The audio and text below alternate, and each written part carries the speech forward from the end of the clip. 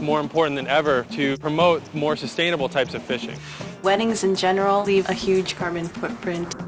Our mantra is travel well, travel right.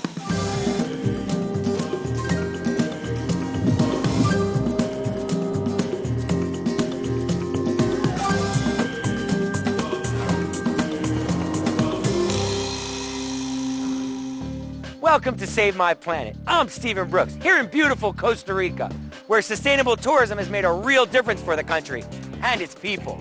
More about that later.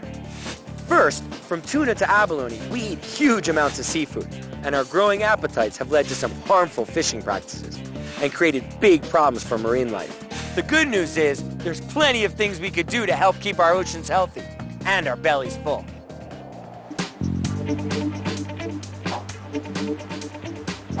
We cannot survive without a healthy ocean. The oceans provide the air we breathe, they regulate our climate and our weather, and they provide seafood and a healthy source of protein for billions of people throughout the world.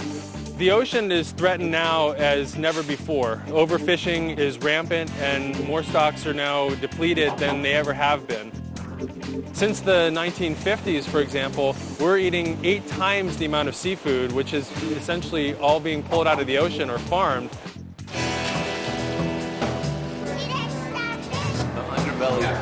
The mission of the Monterey Bay Aquarium is to inspire conservation of the ocean.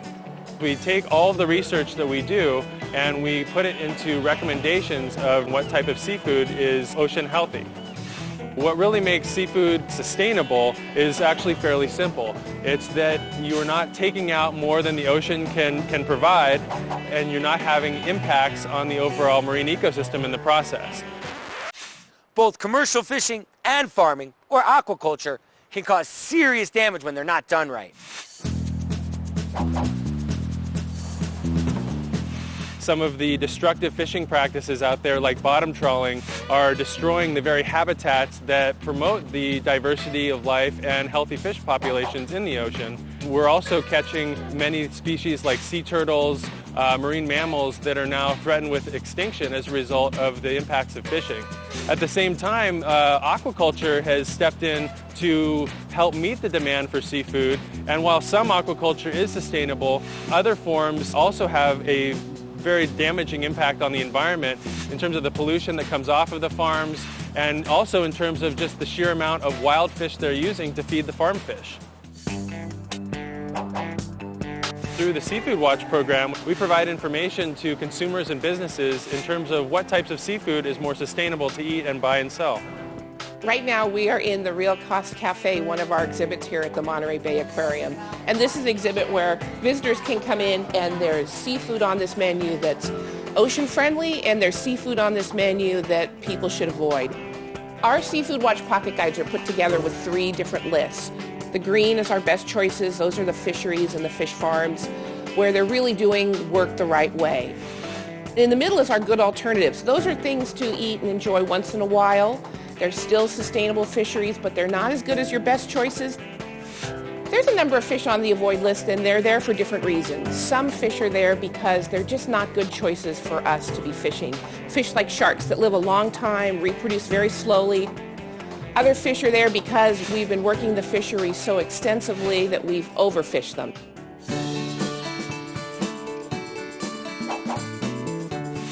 Now it's more important than ever for consumers to really vote with their pocketbooks and their dollars to promote more sustainable types of fishing. We work with almost 200 partners across the country to help educate and spread the word about sustainable seafood. One of our great local partners is the restaurant Passion Fish, where their entire menu is sustainable seafood. Sustainable seafood is seafood that is harvested in a manner that does not impact another species in the ocean, nor the environment around it. Ladies and gentlemen, the sturgeon, spot prawns.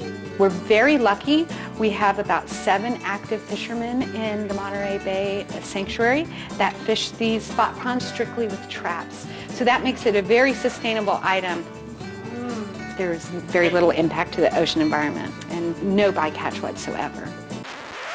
Bycatch occurs when other sea life, like dolphins or turtles, are accidentally captured and killed. Business owners like Cindy are sending a strong message to the fishing industry. If you're not sustainable, we're not buying. everyone can have a part in being part of the solution. Even folks who don't eat a lot of fish can talk to their family, share what they know, pass out pocket guides, and just sort of help the word get out there so people are thinking more about their seafood choices. I do what I do for a very selfish nature because my father was a fisherman and his father was a fisherman, and I want to experience the ocean with my grandchildren in the same way that my father experienced it with me. You might think that you're just a little fish in the big pond, but remember, every choice we make impacts the planet. Up next, we're going to visit an aquaculture operation in Monterey that's farming abalone the eco-friendly way. At the crossroads of an entire hemisphere is a land where the forces of nature have converged to create amazing new life forms and brilliant new ways of living. A land of astounding natural beauty and innovative people who are reshaping their lives with 21st century technology and a commitment to transform the future. Beauty beyond description, vision beyond expectation. Costa Rica, no artificial ingredients.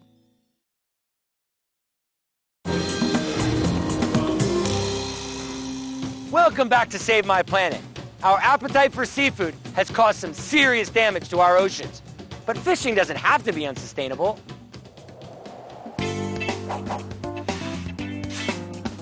My name is Arthur Seavey, and we're on Monterey's Municipal Wharf number 2, right next to our abalone farm.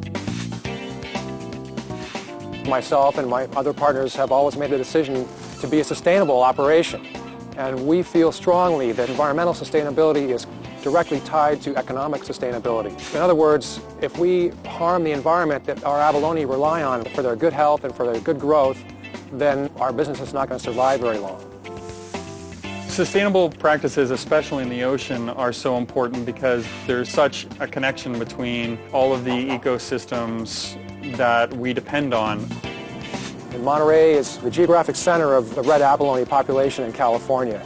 It's a really good place for our abalone. By growing indigenous species, they avoid the risk of introducing foreign ones into the ecosystem. And by farming right there in the ocean, they let Mother Nature work her magic. All of our abalone cages are grown right here in the waters of the Monterey National Bay Marine Sanctuary.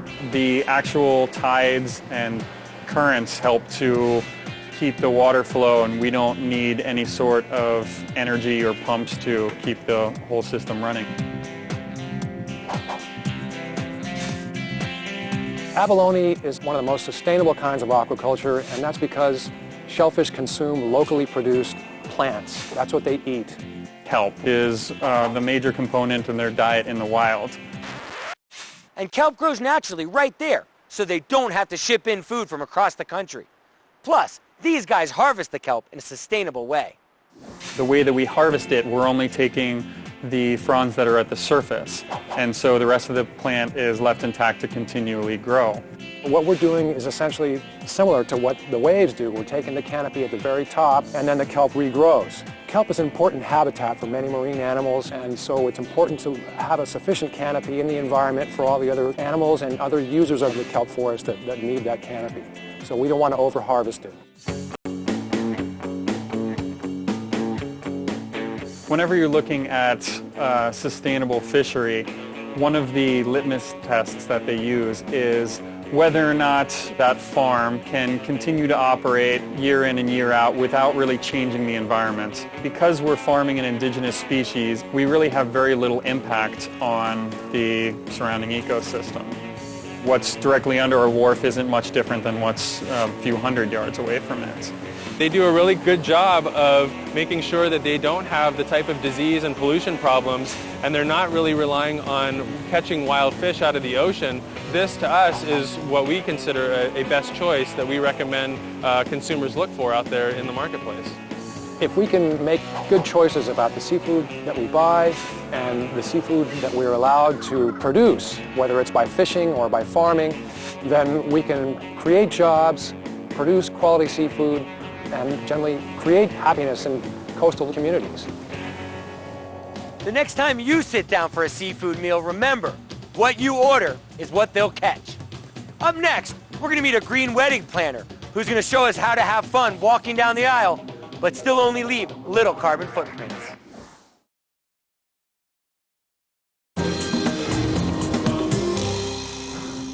Welcome back to Save My Planet. Combining sustainability with an event as big as a wedding can be a real challenge. On average, a single wedding in the U.S. produces about 500 pounds of trash. With more than 2 million of them a year, that adds up to a lot of waste. But there are plenty of options out there to help make your wedding as grand and memorable as possible while still keeping it sustainable. Hey, good to see you. Come on in. Hey, Lisa. My name is Lisa Gordon. I'm a green wedding planner, and I help couples plan the most eco-friendly weddings that they possibly can. So you guys are 4.5 months out from your wedding, right? Yeah. The best thing I can do to help engage couples plan their green wedding is to give them information, to give them resources that they don't know about, and to help them just think outside of their usual thought patterns. It's about finding the way to do what you want to do in a way that makes sense, not just for you, but for everybody. And it's really cute, yeah. I really like that. The biggest contributor to the carbon footprint for a wedding is probably transportation, and that means not just your transportation around town, but your guests coming in from out of town. The second biggest thing is probably your location. That's right. Just think about all the energy that goes into lighting, heating, and cleaning a reception hall. But don't sweat it. There's plenty of event spaces out there that are keeping it green. Logan Square Kitchen is a building that was a vacant, blighted foreclosure in 2007, going to auction. My husband and I purchased it and joined the U.S. Green Building Council, renovated the building sustainably, and now we offer a beautiful private event space. We worked very hard to source materials and equipment from within 100 miles of our location, reducing our transportation footprint. That is something that people love just because they like to know that dollars are going to other small businesses in the local community and that dollars are being recycled in our local economy. Honor and keep him in sickness and in health. Wedding dresses are tricky. There are so many that are made out of synthetic materials that will never break down in a million lifetimes. One way to make a wedding dress like that more sustainable is to make sure that it gets another use.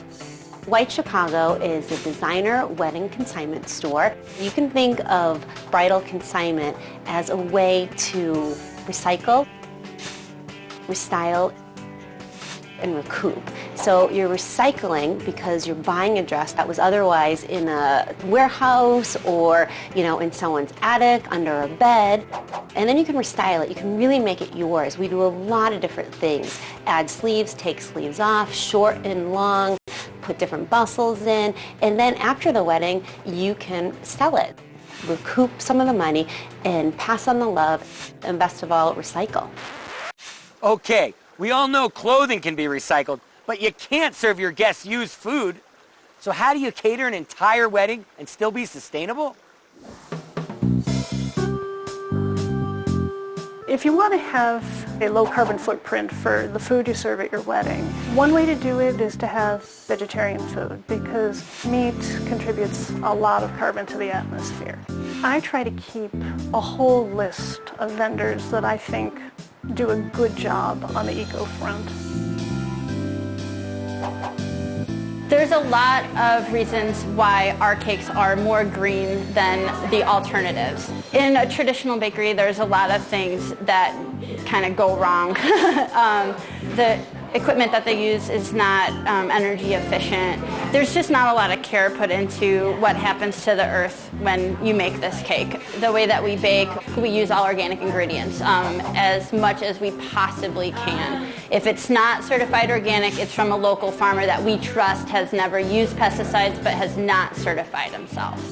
There is a thought put into every single ingredient that we use.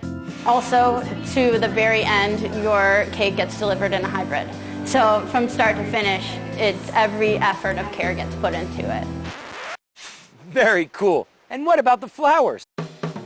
Well, flowers are easy because they're like food. You want them to be organic, you want them to be local. I always encourage my clients to use seasonal and locally grown flowers. By choosing a wedding date when things are going to be in season, you'll be able to have more locally grown food for your guests to eat and locally grown flowers as well. They not only don't have to travel as far, but they're fresher too. Oftentimes they're cut that morning and brought to market the same day, and it's often more affordable than imported product.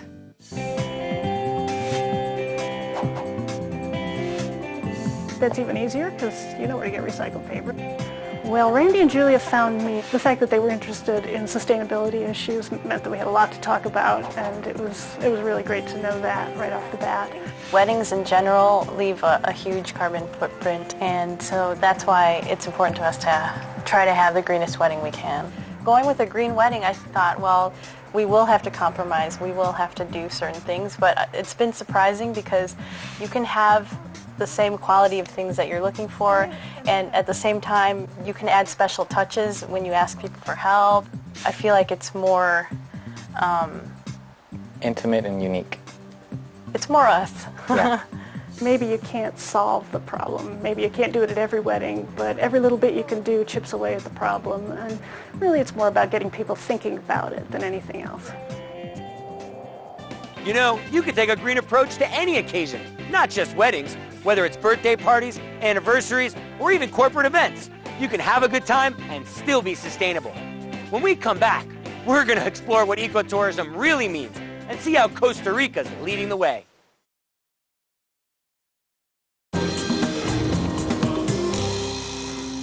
Welcome back to Save My Planet. We're here in Costa Rica, a country that's helped pioneer sustainable tourism and set the standard that a lot of other places are trying to follow.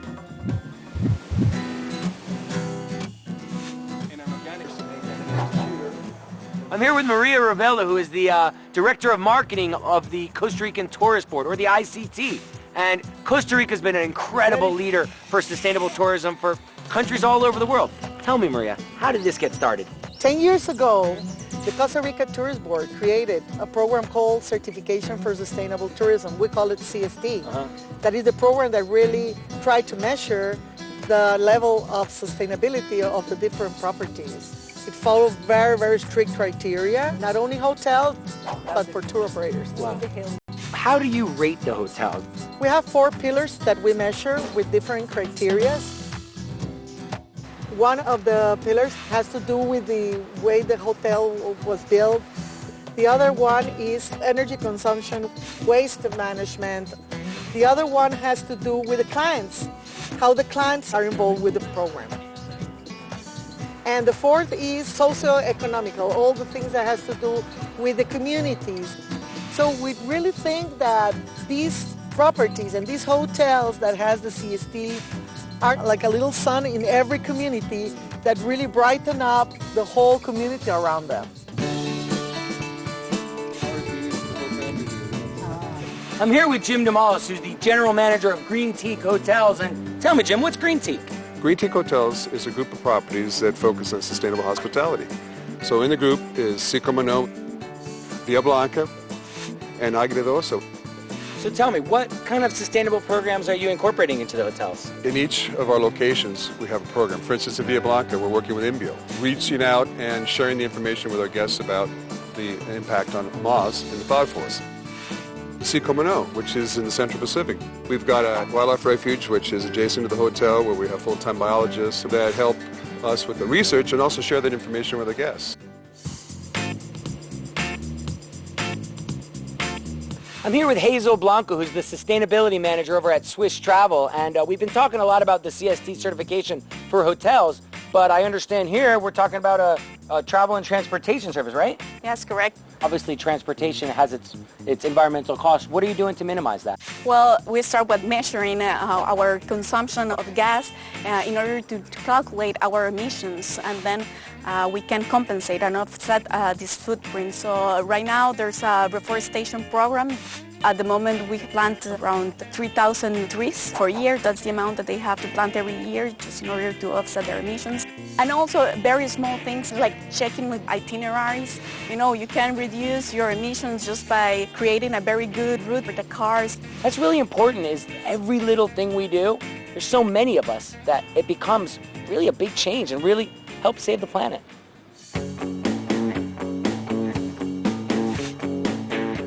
So once you visit the property and assess the situation, is there like some kind of rating system for these hotels? Yes, we have a rating system. From 1 is the lowest level, is 1 leaf. Oh, it's by leaves, not stars. Yes. I like that. And 5 leaves is the highest score. Here we try to make the lowest impact possible. We use biodegradable soap. We do all kind of environmentally friendly practices. And this is a very good example of how you can develop a hotel business, applying the best practices to keep conservancy for the area. Our idea was we wanted to give something back. I mean, you can have a great vacation in Costa Rica. You can benefit the community through our CST programs because the idea is to interact with the community. You can enjoy the enthusiasm of our employees that are all from Costa Rica who are proud to work here and work with us. And at the same time, you leave something back when you travel to the United States that's positive for the area. Costa Rica and the CST program demonstrate how tourism can be both sustainable and profitable. And what a great way to help save the planet. I'm Stephen Brooks. See you next time.